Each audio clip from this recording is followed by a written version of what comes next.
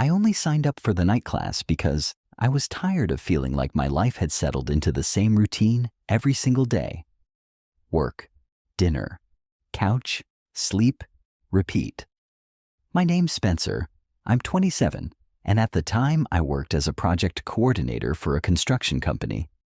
The job paid well enough, but it wasn't exactly exciting. After staring at spreadsheets all day, I wanted something that felt different, so I enrolled in an evening digital photography class at the local community college. I figured I'd learn a new hobby. I didn't expect it to change my life. The first class was exactly what you'd imagine. Half the people looked thrilled to be there. The other half looked like they'd accidentally walked into the wrong room. Our instructor, Mrs. Alvarez, spent the first 20 minutes talking about exposure, composition, and how expensive camera gear wasn't a substitute for creativity. Then she had us introduce ourselves.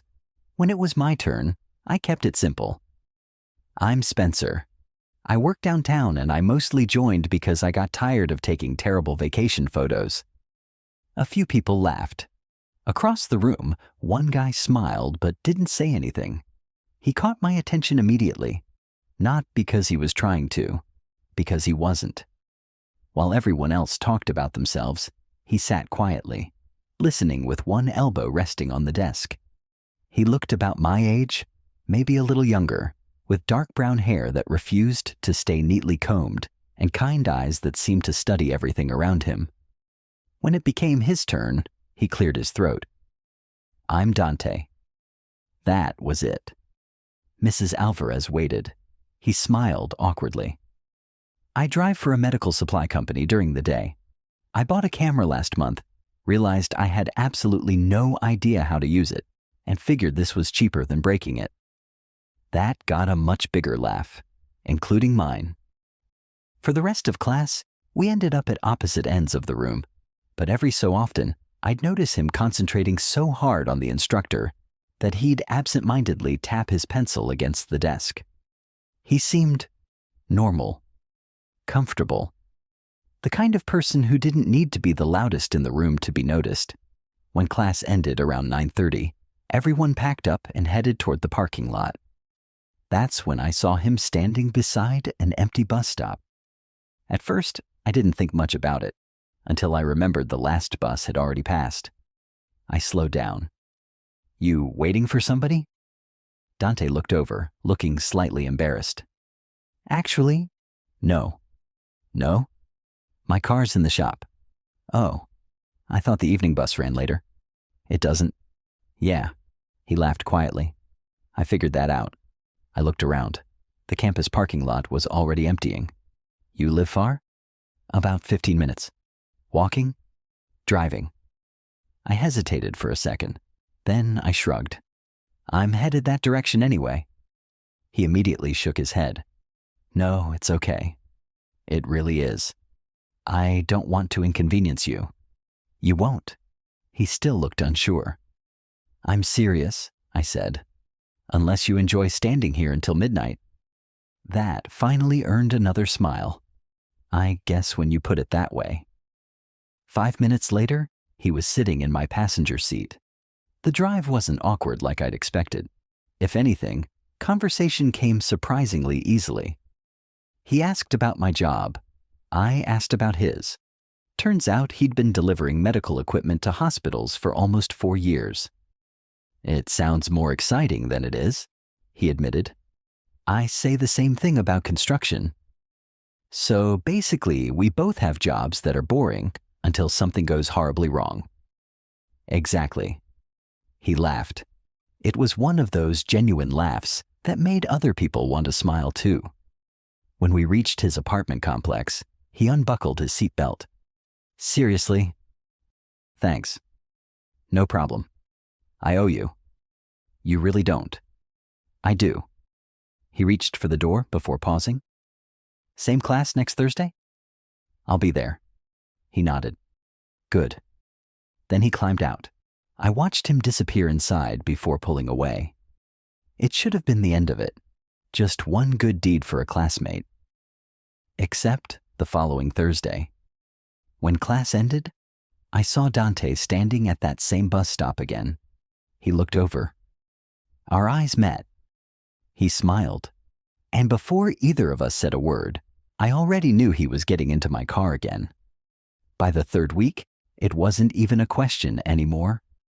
As class wrapped up, Dante would sling his camera bag over one shoulder, I'd grab my keys, and we'd walk toward my car together, like we'd been doing it for years instead of 3 Thursdays. Somehow, those 15-minute drives became my favorite part of the week. Photography class was fun. The ride home was better. You know, Dante said one night as we pulled out of the campus parking lot, I should probably start paying you for gas. I looked over at him. If you hand me cash, I'm making you get out. He laughed. I'm serious. So am I. You've driven me home 3 weeks in a row? And that's not free. It is if I decide it is. He shook his head dramatically. You're impossible. I've been told. By who? My older sister. I'm already on her side. I let out a laugh. Traitor. I haven't even met her. You don't have to. He leaned back in his seat, grinning. I trust her judgment. After class each week, our conversations grew longer. Some nights we'd sit in the parking lot for another 10 minutes before either of us bothered leaving. Other nights, we'd stop for coffee because neither of us wanted to go straight home. It happened naturally. No planning. No awkward invitations. One Thursday, I asked if he wanted coffee. The next Thursday, he was already pointing toward the cafe before I even mentioned it. Our usual? He asked. I raised an eyebrow. We have a usual now? We've been here 3 weeks. I think that's enough. Inside, the woman behind the counter smiled the second she saw us. The caramel latte and the black coffee? Dante blinked. She remembers us? I smirked. Apparently. He looked oddly pleased by that. Photography assignments started getting more interesting. Instead of staying inside the classroom, Mrs. Alvarez sent us around campus to photograph different subjects. Light, movement, people, architecture. One evening she paired everyone into groups of 2. Before she even finished reading names, Dante leaned over. If she doesn't pair us together, I'm filing a complaint. I chuckled. You've known me for a month. Exactly. That's not a long time. It is when everyone else keeps photographing trash cans. I laughed louder than I should have. Mrs. Alvarez looked over. You 2 want to share with the class? No, ma'am. We answered together. The room laughed. She smiled knowingly before checking her list. Spencer. She looked down. With Dante. He quietly pumped a fist. Yes. I rolled my eyes. You are such a child. And yet you're smiling. I am not.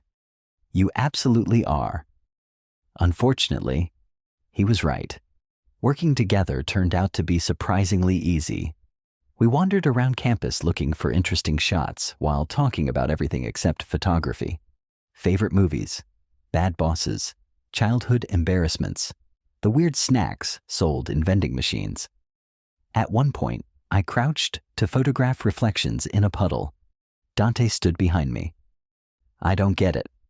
What? The puddle. Trust me. He leaned down beside me until our shoulders nearly touched. Oh, you see it? Actually? His voice softened. Yeah. The campus lights reflected perfectly across the rainwater. Buildings looked upside down. Students walking by became silhouettes. For a few seconds, we simply looked at the image together. Then our shoulders brushed. Neither of us moved. It wasn't dramatic. Just comfortable. Eventually, he cleared his throat. So? I still owe you. For what? The rides. I sighed dramatically. We've discussed this. No, you've avoided discussing it. I don't need anything. He thought for a second. What if I cook dinner? I glanced over. You cook? I didn't say I cook well. That's an important detail. I make excellent tacos. Self-proclaimed? My mother agrees. Your mother has to. He laughed. Fair point. Over the next few weeks, Thursday nights became something I quietly looked forward to, even on stressful days at work, even when traffic was awful. Knowing I'd see Dante somehow made the week feel shorter. One night, as we sat outside the coffee shop finishing our drinks, he asked something unexpected. Can I ask you something? Sure. Why did you actually offer me a ride that first night? I shrugged. You needed one. Lots of people walked past. I noticed. So, why you? I thought about it. I don't know. You don't know? You looked like you were trying very hard not to ask anyone for help. He stared into his coffee. Yeah. I figured if our situations were reversed. I shrugged again. I'd hoped somebody would ask. He stayed quiet. Long enough that I wondered if I'd said something wrong. Finally, he smiled. My dad always says accepting help is harder than giving it. Smart guy. He is. You close? His smile faded just a little. I was. The past tense caught my attention immediately. Before I could ask anything else, he looked back up. What about you? My parents live about an hour away. You visit often? Not enough. He nodded slowly, then changed the subject. I noticed, but I didn't push. The following Thursday. Class ended later than usual because Mrs. Alvarez kept everyone after to critique assignments. By the time we walked outside, the parking lot was nearly empty. Rain poured so hard it looked like sheets of silver under the streetlights. Dante looked toward the sky. Well, I unlocked my car. You coming? He smiled. Was there ever any doubt? Halfway to his apartment, traffic came to a complete stop. Flashing lights illuminated the road ahead. An accident. Cars weren't moving. Dante looked at the clock. You don't have to wait. What do you mean? You could turn around? And leave you? You've already done enough. I looked at him like he'd lost his mind. I'm not dropping you off halfway. He smiled faintly. I know. The silence settled comfortably between us. Rain tapped steadily against the windshield. Then, almost absent-mindedly, Dante said, I'm really glad I took this class. I smiled without looking away from the road. Yeah. So am I. A few days after the rainstorm, I realized something that should have been obvious much sooner. I had Dante's schedule memorized. Not intentionally. I just knew it. He clocked out around 5:30, grabbed something quick to eat, and usually arrived at class 10 minutes early carrying the same navy blue backpack and a paper cup of coffee. Meanwhile, I'd started parking in the same section every Thursday, closer to the building, closer to where we always walked out together. It wasn't something I planned. It just happened. One evening, I got to campus late after a nightmare meeting at work. I jogged into the classroom with barely 2 minutes to spare. The only open seat left was next to Dante. He looked up as I dropped into the chair. I was starting to think you weren't coming. I caught my breath. Traffic. He nodded seriously. I almost had to learn photography without you. What a tragedy. It would have been. Mrs. Alvarez clapped her hands. Tonight, we're doing portraits? A chorus of groans filled the room. She smiled. Yes, that means you'll be photographing each other. Dante leaned toward me. I'm terrible at this. So am I. Good. Why is that good? If we both fail, nobody can judge. Outside, the evening sun was beginning to set, bathing the campus in warm orange light, perfect portrait lighting, according to Mrs. Alvarez. Dante stood awkwardly near a brick wall. I have absolutely no idea how to pose. You don't need to pose. I'm definitely posing wrong. You've been standing there for 3 seconds. Exactly. I laughed. Just relax. I'm trying. Think about something that makes you happy. You dropping me off after class. I lowered the camera. That was smooth. He looked genuinely confused. It wasn't supposed to be. I couldn't help smiling. Stand exactly like that. What? The smile? What smile? The one you just had.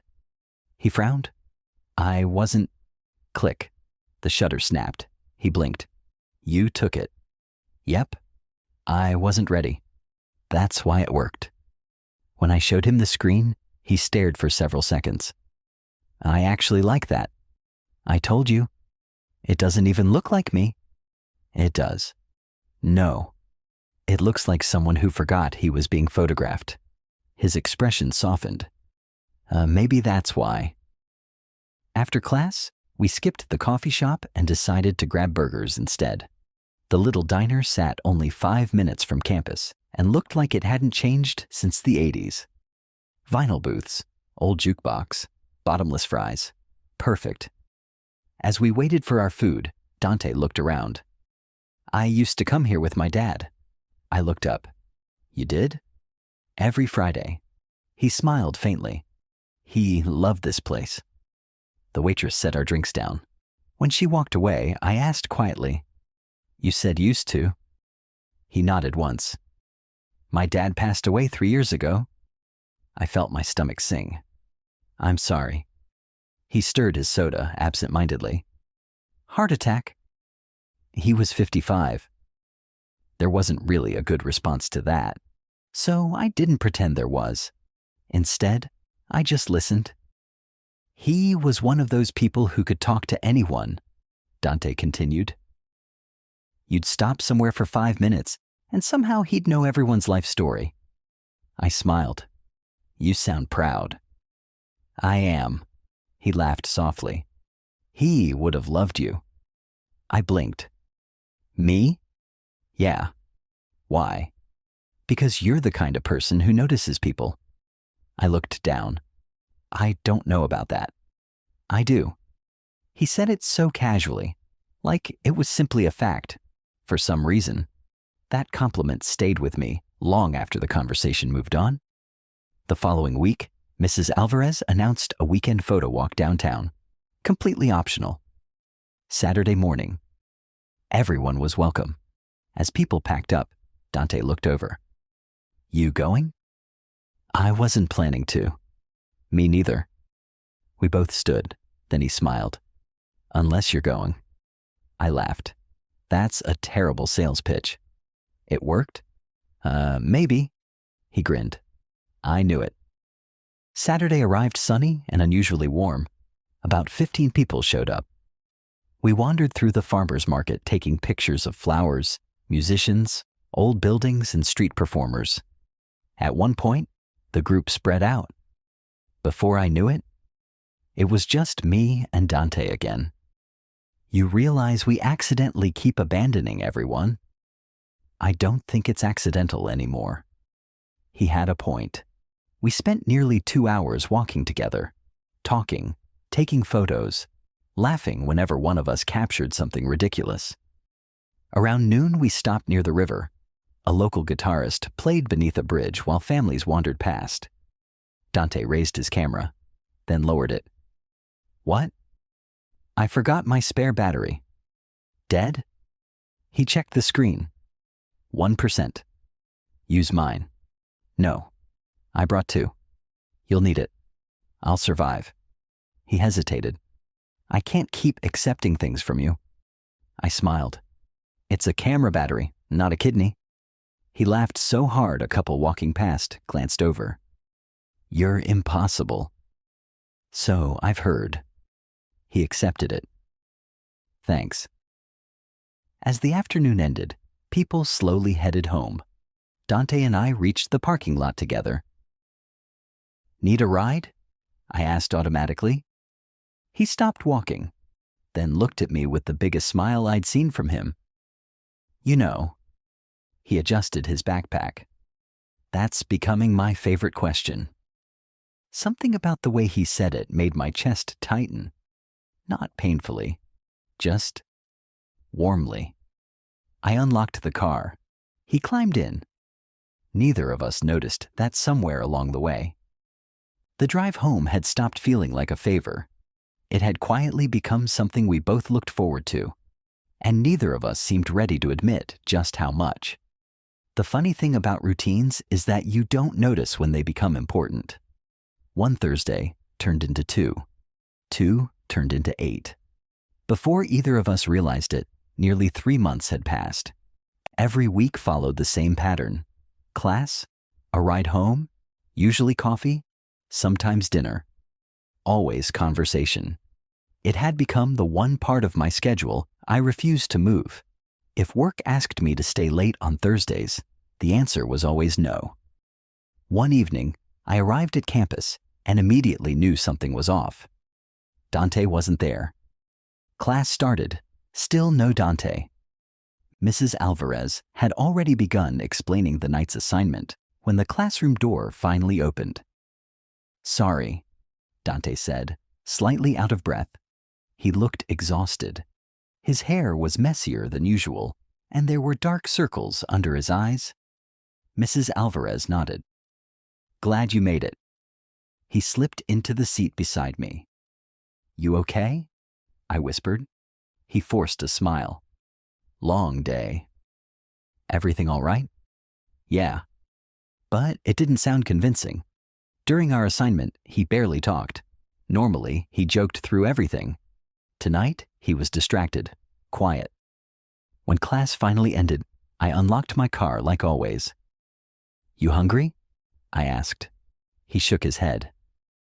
"Not really." We started driving. For almost 5 minutes, neither of us spoke. Finally, I glanced over. "You've been quiet all night." He stared out the window. "My mom." My grip tightened slightly on the steering wheel. "What happened?" "Nothing serious." He sighed. "She slipped getting out of the shower." "Is she okay?" "Broken wrist." I let out a slow breath. "That must have scared you." "It did." He rubbed his forehead. "She lives alone now." I remembered what he'd told me about his father.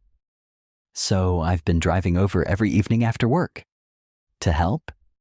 He nodded. "Cooking, cleaning, making sure she's taking her medication."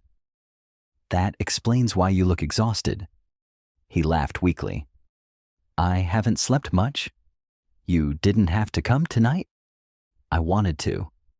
The answer came so quickly that it caught me off guard. He looked over at me. "I've been looking forward to Thursdays all week."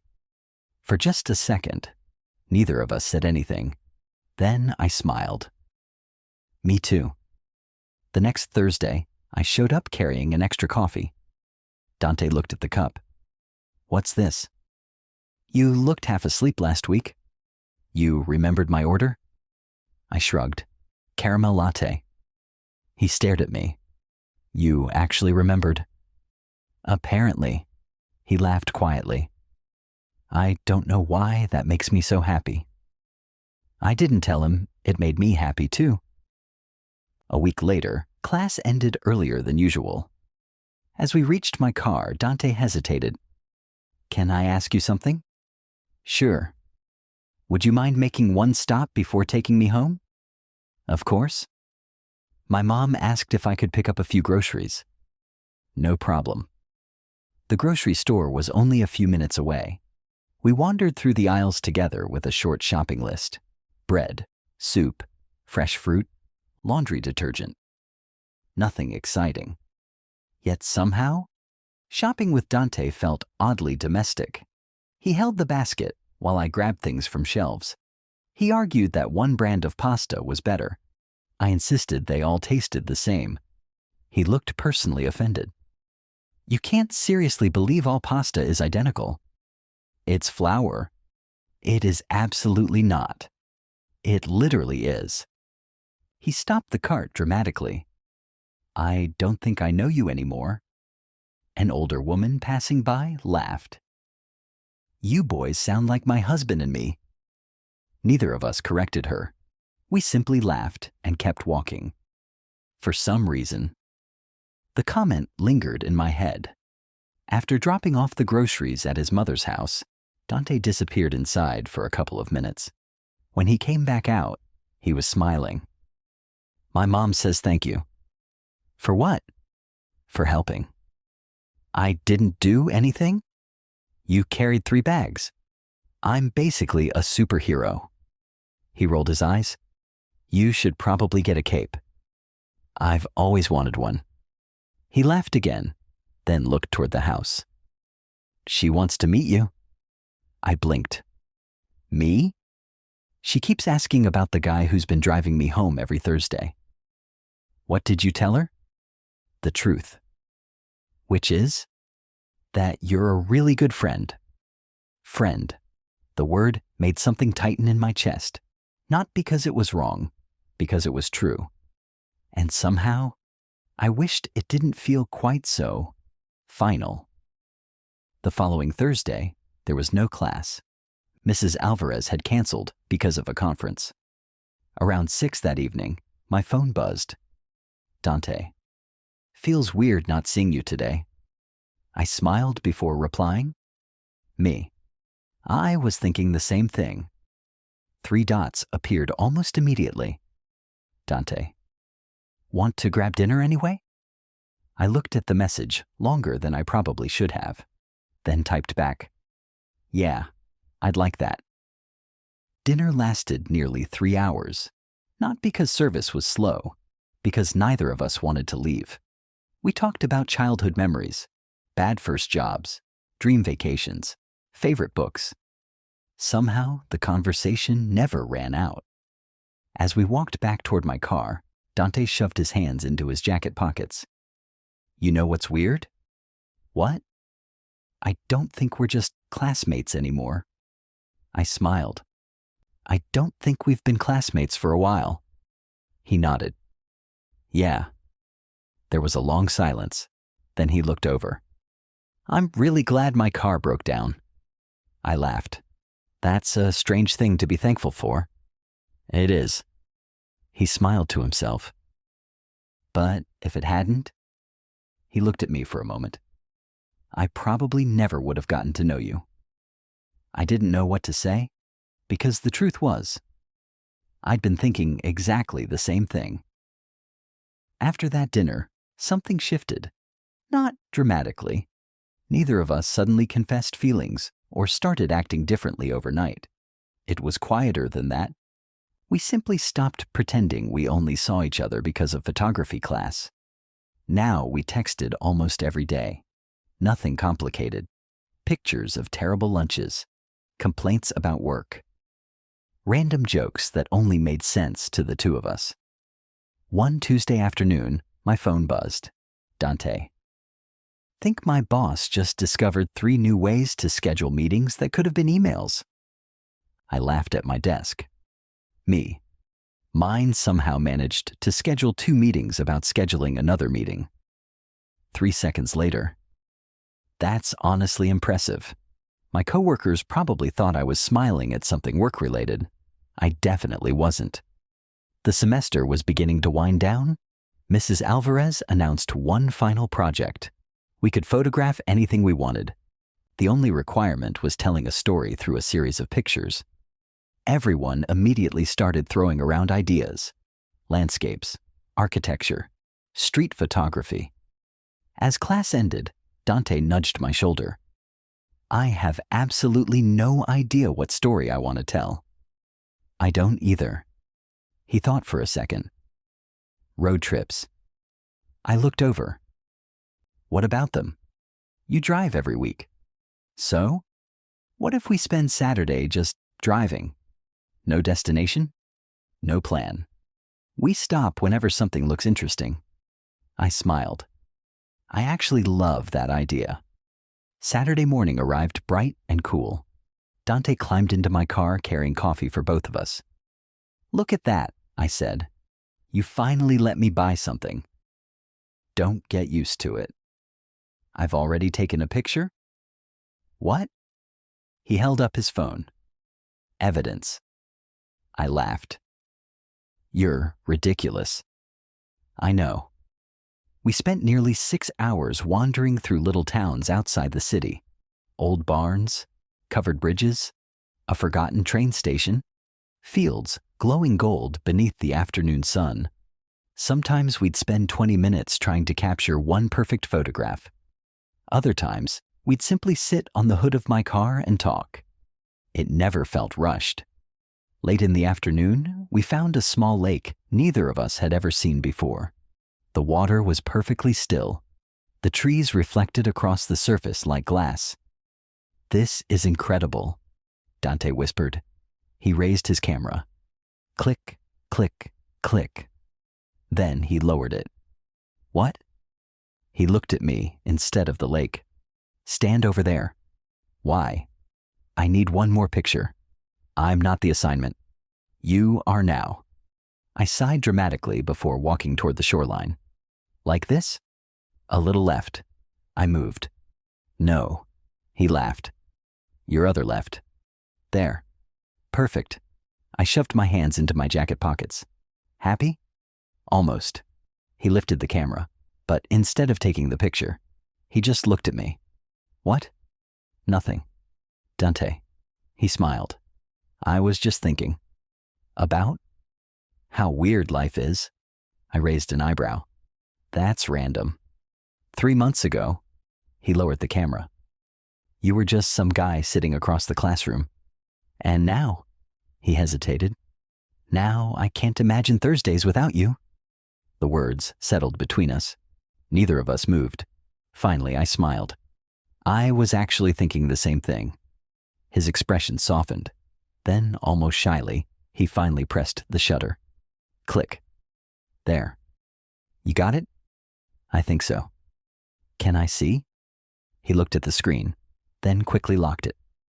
"Not yet." "Why?" "I'm keeping this one." I laughed. "You're impossible." "I learned from you."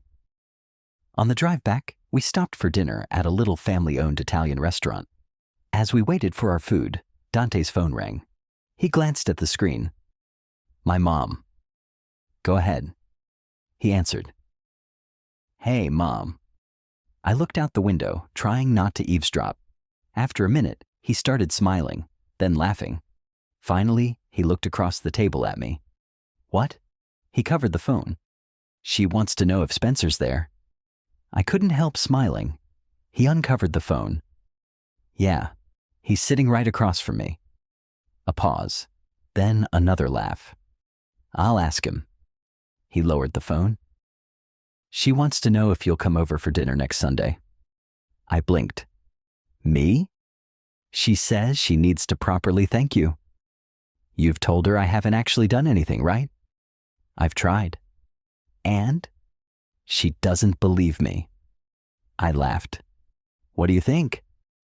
He looked almost nervous, waiting for my answer. "I'd like to meet her." His shoulders visibly relaxed. "I think she'd really like that."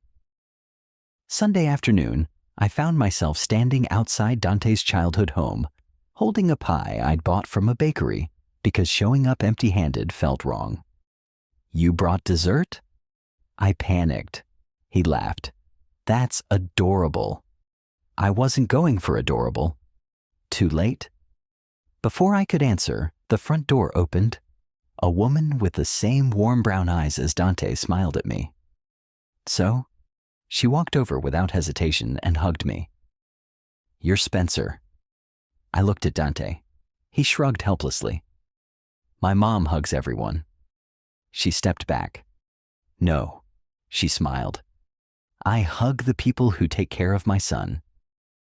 For a moment, I didn't know what to say, because I wasn't sure anyone had ever thanked me quite like that before.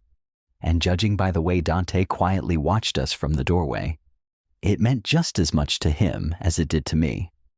I expected dinner with Dante's mom to be a little awkward. Instead, it felt strangely familiar.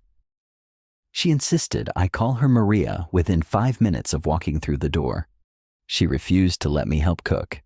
And every time I stood up to clear a plate, she pointed me right back toward my chair. You're a guest. I can at least help. You can help by eating more. Dante leaned over.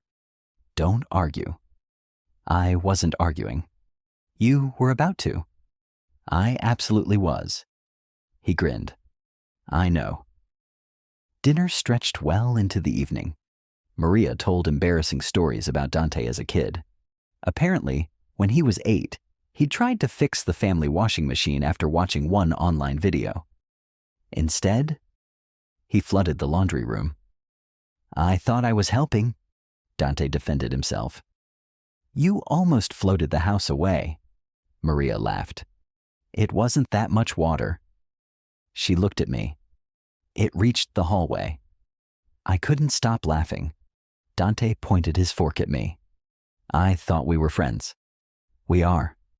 Then stop encouraging her. It's too late. Maria smiled. I like Spencer. Dante looked down at his plate. Yeah, so do I.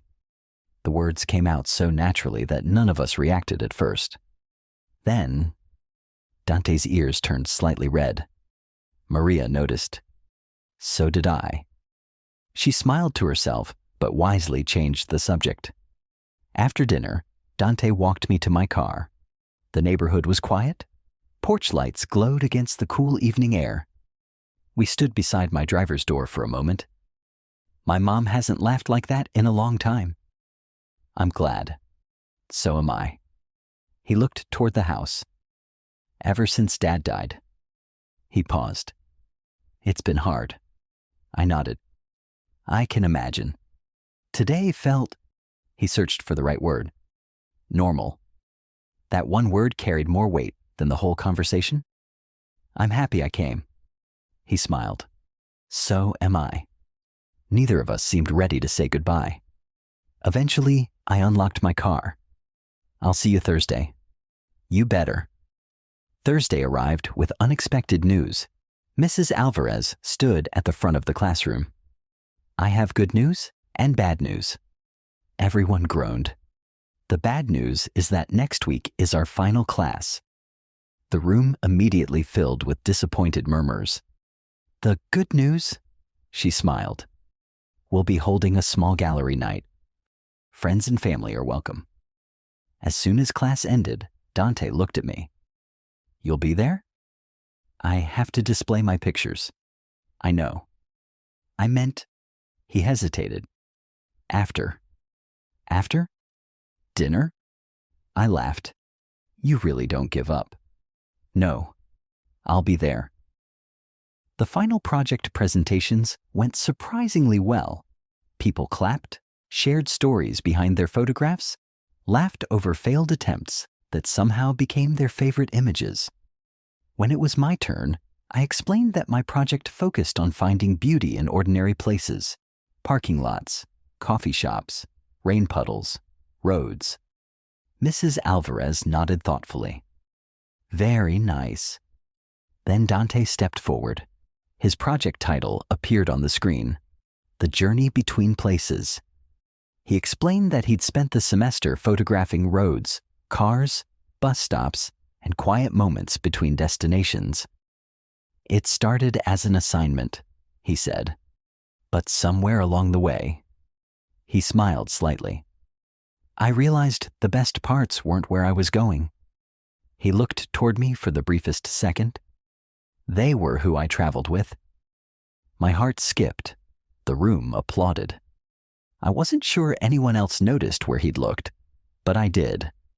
After everyone finished, guests wandered around viewing the displays. Maria came over and hugged me again. I finally understand why my son talks about Thursday so much. I glanced at Dante. He suddenly found the floor fascinating. You tell your mom everything? He shrugged. Most things. Maria laughed. Not everything. Mom. What? You blush every time Spencer smiles at you. He nearly dropped his drink. Mom. She patted his arm. I'm just saying. I bit my lip to keep from smiling. I suddenly understand where your sense of humor comes from. He covered his face. I am never inviting either of you to dinner again. Later that night, after everyone left campus, Dante and I found ourselves sitting on the hood of my car, just like we had by the lake. The parking lot was nearly empty. Neither of us seemed in a hurry to leave. "It's weird," he admitted. "What is?" "No more Thursday class." "Yeah."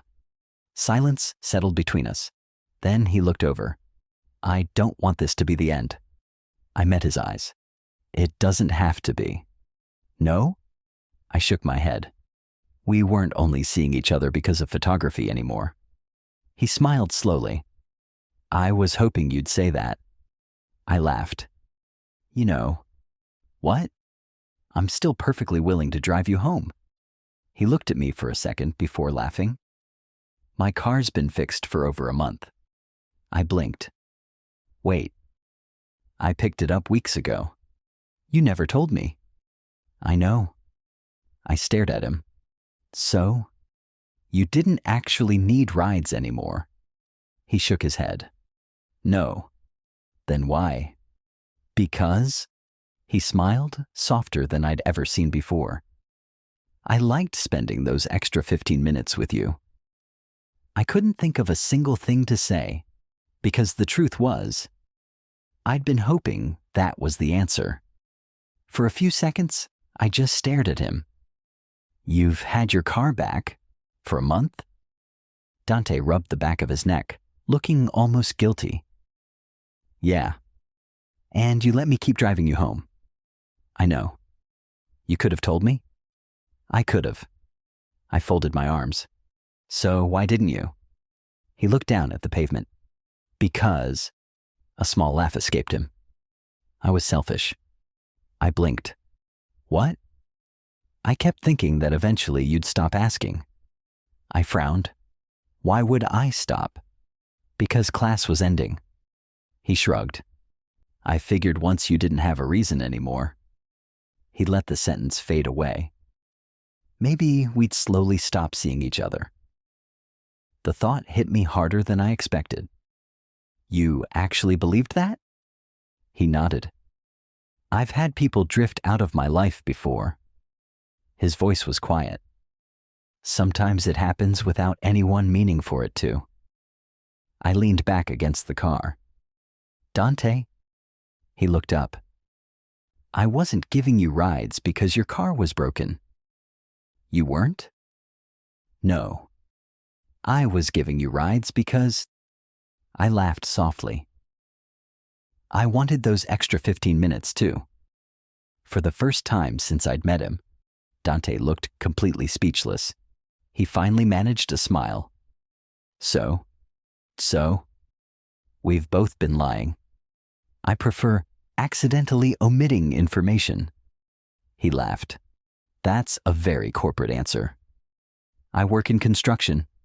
"Fair." We stood there smiling at each other. Neither of us seemed interested in leaving. Eventually, he looked toward his apartment building. "You know." "What?" "You could come up for coffee." I looked at my watch. "It is almost 11. So? We both have work tomorrow?" "We do." He smiled. "But we've stayed out later." He wasn't wrong. His apartment was exactly how I'd imagined it. Clean, comfortable, bookshelves filled with mystery novels, photography magazines stacked on the coffee table, a guitar resting in the corner. "You play?" He glanced toward it. "A little?" "You never mentioned that." "I never said I was good." I laughed. "Seems to be a pattern." "What is?" "You keep hiding interesting things." He shrugged. "I don't think they're interesting." "I do?" While he made coffee, I wandered over to the bookshelf. Something caught my eye. A framed photograph. It was one I'd taken during our trip to the lake, not of the scenery, of Dante. He was standing near the shoreline, laughing at something I'd said. He noticed where I was looking. "Oh." He walked over.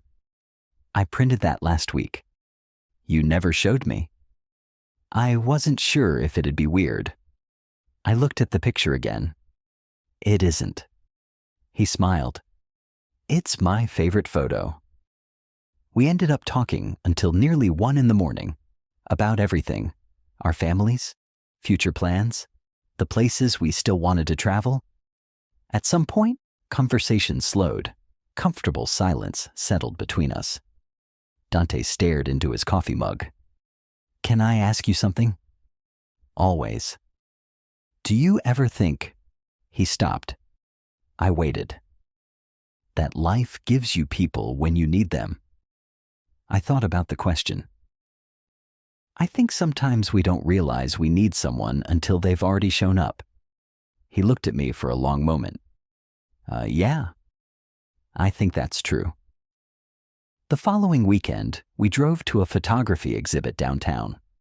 For the first time, no class, no assignment, no excuse, just the two of us spending the day together.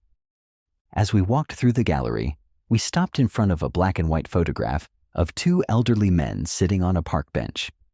Neither of them looked at the camera. They were simply smiling at each other. A small plaque beside the frame read, "The longest journeys are rarely measured in miles." Dante quietly read it twice. I like that. So do I. He folded his hands into his jacket pockets. My parents used to take drives every Sunday. I looked over. They never cared where they ended up. They just liked being together. He smiled faintly. I didn't understand it when I was a kid. And now? His eyes met mine. I think I do.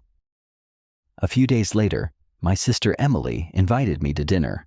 Halfway through the meal, she put her fork down. So? I immediately became suspicious. What? Who's Dante? I nearly choked on my drink. How do you know that name? You've said it 6 times. I have not. You absolutely have, she grinned. You've smiled at your phone all night? I looked at my screen. A message had arrived. Dante. Just past the coffee shop. They still know our order. Without thinking, I smiled. Emily noticed. Oh, she leaned back in her chair. Now I get it. You get what? She gave me the kind of look only older sisters can manage. The rides home were never just rides home. I opened my mouth, then closed it again. Because she wasn't wrong, not even a little. That night, lying in bed, I replayed the last few months in my head. The bus stop, coffee, road trips, photography, meeting his mom. Those extra 15 minutes in the car every Thursday. Somewhere along the way, without either of us planning it, I'd fallen for him. The realization should have scared me. Instead, it felt strangely peaceful. There was only one problem. I still had no idea if Dante felt the same way. The next Thursday felt strange. Not because anything was wrong, because there wasn't a class waiting for us anymore. For months, Thursdays had belonged to photography. Now, they were just Thursdays. Around 6 o'clock, my phone buzzed. Dante. We still doing rides home? I laughed. Me. Only if you're standing at the imaginary bus stop. Almost instantly. Already waiting. 10 minutes later, I pulled into the same corner of the community college parking lot where everything had started. There was no class, no students, just Dante leaning against a light pole with 2 coffees in his hands. When he spotted my car, he smiled exactly the way he had that first night. I rolled down the window. Need a ride? He grinned. I was hoping you'd ask. Instead of driving toward his apartment, I kept going. He noticed after a few minutes. Wrong turn. I know. Getting lost? Maybe. He looked over curiously. So, where are we going? You'll see. 20 minutes later, we pulled into the overlook above the river where we'd taken pictures during one of our weekend photo walks. The city lights reflected across the water below. Everything was quiet. This place, Dante said softly, I figured you'd recognize it. He climbed out, wrapping his jacket tighter against the cool evening air. I haven't been back since. I know. We leaned against the railing overlooking the river. Neither of us spoke for a while. It felt unnecessary. Finally, Dante broke the silence. I've been thinking. That's dangerous. He laughed. It usually is. He looked out over the water.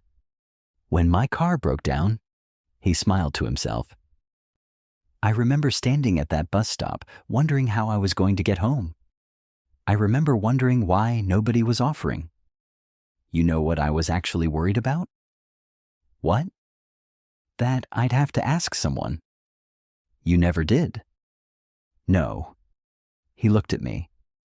Because you asked first. I smiled. I almost didn't. His eyebrows lifted. What? I sat in my car for about 30 seconds, debating whether I should say anything. Seriously? I kept thinking. I laughed. What if he thinks I'm weird? Dante stared at me. I thought the exact same thing. We both laughed. The laughter faded. Neither of us looked away this time. Dante took a slow breath. Can I admit something? You can admit anything. I kept hoping you'd ask me to stay a little longer after every drive. I know. He blinked. You do? I noticed. You never said anything. I wasn't sure. Sure about what? I met his eyes. Whether I was imagining it? For a long moment, neither of us moved. The only sounds were distant traffic and the river below. Then Dante smiled. You know. What? My mom asked me something yesterday? Oh? She asked why I smiled every Thursday. I laughed. What did you tell her? The truth. And? I told her Thursdays were the best part of my week. He looked directly at me. Because of you. My heart pounded so loudly I was sure he could hear it. I've been trying to figure out how to say that for weeks. He laughed nervously. Turns out it's still terrifying. It is. You don't have to say anything. I do. He waited. I smiled. My sister told me something a few days ago. What? She said the rides home were never really about getting you home. He chuckled. Smart woman. She is. I stepped a little closer. They were about finding reasons to spend time with you. Dante's smile softened. I was hoping that was true. It is. And I took one more breath. I think somewhere between that first ride and all those Thursday nights, I laughed quietly. I fell for you. He didn't answer right away. Instead, he closed the small distance between us. So did I. His voice was barely above a whisper. I think I started somewhere around coffee number 3. I laughed. Only number 3? Maybe number 2. He smiled. Definitely before the road trip. For a second, we simply stood there smiling like two complete idiots. So? Dante said. So? Does this mean... He rubbed the back of his neck. I can officially stop pretending my car needs rides? I laughed so hard I had to look away. Yes. Good. Although, I pointed toward my car. I'm still driving. Oh? I've gotten used to it. He shook his head. I figured. Then gently he reached for my hand. It wasn't dramatic. It wasn't rushed. It simply felt right. I looked down at our hands before looking back up at him. Ready? I asked. For what? The drive home. He smiled wider than I'd ever seen. Only if we take the long way. We did, just like every Thursday before it. Except this time, there wasn't a class waiting for us. There wasn't a broken car. There wasn't an excuse. Just two guys who had discovered that the best part of every week had never been the destination. It had always been the person sitting in the passenger seat. And even now, more than a year later, every Thursday evening, we still go for a drive.